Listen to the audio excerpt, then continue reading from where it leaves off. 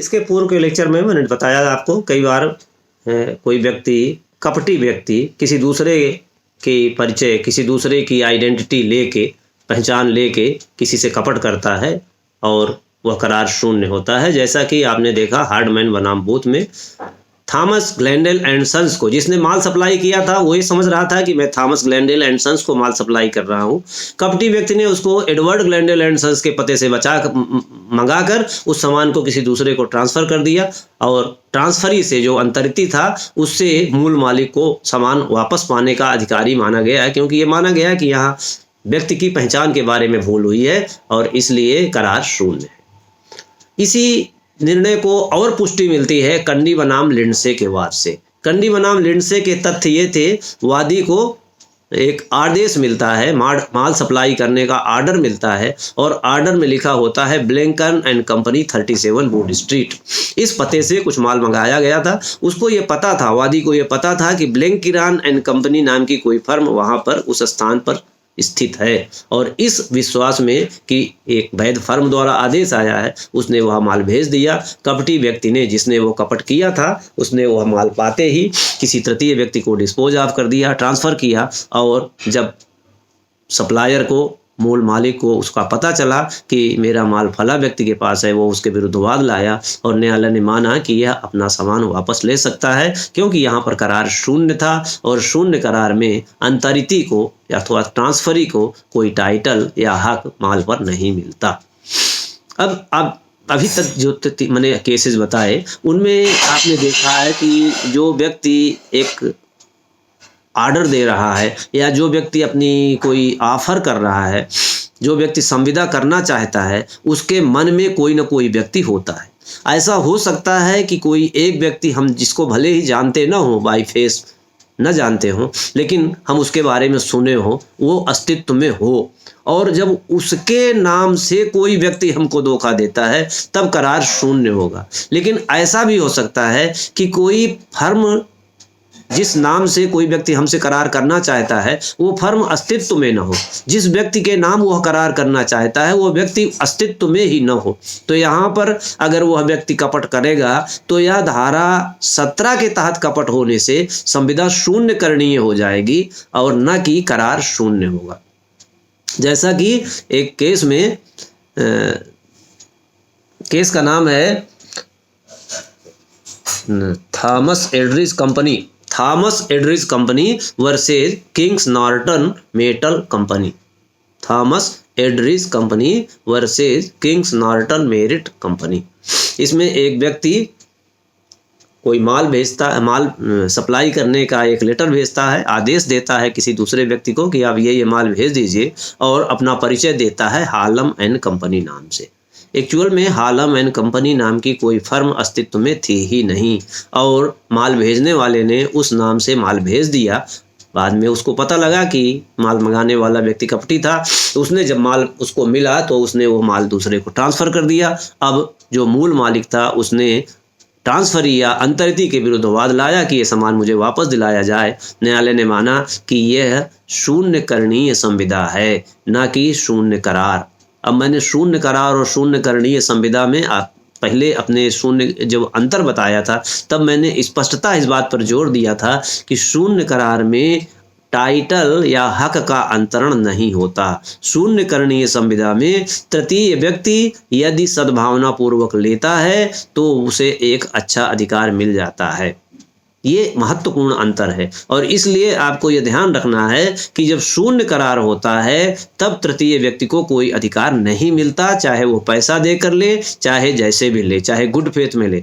लेकिन शून्य करणीय संविदा में यदि ट्रांसफरी या अंतरिती कीमत देकर, वैल्यूएबल कंसिडरेशन देकर, सद्भावना पूर्वक बिना इस सूचना के लेता है कि अंतरणकर्ता के टाइटल में कोई दोष है, यदि उसको इस बात का ज्ञान नहीं है तो उसको एक अच्छा अधिकार मिल जाता है। इस केस में ये जो Thomas Edridge Merrett company versus Kings Norton metal company जो मैंने आपको केस बताया, इसमें यह माना गया कि यद्यपि यहाँ पर कपट हुआ था लेकिन यहाँ पर उस फर्म का कोई अस्तित्व नहीं था, इसलिए यहाँ पर करार शून्य करणीय संविदा है, ना कि शून्य करार है। और इसलिए जो अंतरिती था उसको एक बेहतर अधिकार मिल गया, उसे माल को वापस लेने का जो मूल मालिक था उसको अधिकारी नहीं माना गया। इसी प्रकार एक महत्वपूर्ण केस में फिलिप्स बनाम ब्रूक में ऐसा निर्णय हुआ। फिलिप्स बनाम ब्रूक में एक व्यक्ति एक ज्वेलरी की दुकान में जाता है, कपटी व्यक्ति होता है, उस ज्वेलरी की दुकान में कुछ ज्वेलरी के आइटम्स पसंद करता है और इसके बाद जब रेट वगैरह सब तय हो जाते हैं कि मुझे ये माल लेना है, इतने पैसे होंगे, वो चेक बुक निकालता है। जब चेक में वह लिख कर हस्ताक्षर कर रहा है तब वो अपना प्रभाव जमाने के लिए उसको कहता है, you know who I am sir George Bulo, बोलता है आप मुझे जानते हैं मैं कौन हूँ, मैं सर जॉर्ज बुलो हूँ। जो दुकानदार था, शोरूम का मालिक था, उसको यह पता था कि सर जॉर्ज बुलो नाम का कोई प्रतिष्ठित आदमी है। वो बोलता है कि आप ये चेक रख लीजिए, इसके बाद मैं और सामान लेने आऊँगा। वहाँ से निकलता है और वो ज्वेलरी किसी थर्ड पर्सन को डिस्पोज कर देता है। तब तक वो जो दुकानदार है उसको पता लगता है कि चेक फर्जी है। वह पता करता है कि वह माल लेके कहाँ गया, और जब उसको पता लगता है कि माल फला व्यक्ति के पास है, वह उसके विरुद्ध अपने माल को वापस लाने का वाद लाता है। न्यायालय की तरफ से निर्णय होता है कि यह शून्य करणीय संविदा थी। माल वापस तभी तक लिया जा सकता था जब तक कि कपटी व्यक्ति के पास था। कपटी व्यक्ति जैसे ही उसको किसी को अंतरित कर देता है, उसके शून्य करने के अधिकार पर रोक लग जाती है। लेकिन इस केस के निर्णय को आगे के दो निर्णयों से मिलाकर आपको देखना पड़ेगा। एक केस है इंग्रम बनाम लिटिल और दूसरा केस है लेविस बनाम एवरे। इन दोनों केसेस को देखने के बाद आपको अंतर स्पष्ट मिलेगा। इंग्रम बनाम लिटिल में 3 महिलाएं होती हैं जिनके पास कोई एक कार बिकाऊ होती है।